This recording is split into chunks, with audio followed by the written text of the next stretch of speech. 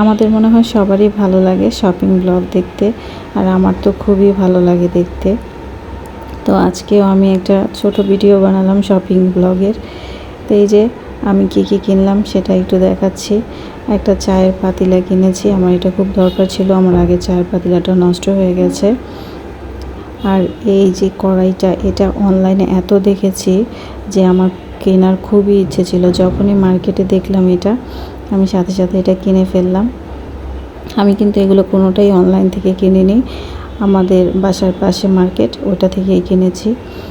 আর এই যে এই চায়ের পটটা আমার তো খুব কেনার শখ ছিল, আমি তো চিন্তা করেছি অনলাইন থেকেই কিনবো, কিন্তু মার্কেটে যেয়ে আমি এটা পেয়ে গেছি। পেয়ে তো আমি অনেক খুশি হয়ে গেলাম, কারণ হচ্ছে এটার প্রাইসটা খুবই কম পড়েছে। আর আমাদের যে অনলাইনের প্রাইসগুলো এগুলো অনেক বেশি ছিল। এটা আমি কিনেছি 350 টাকা করে, আর অনলাইনে এটার প্রাইস হচ্ছে 750 বা 80 টাকা, 650 টাকা। তো আমার এই যে আজকের শপিং ব্লগটা কেমন হলো জানাবেন।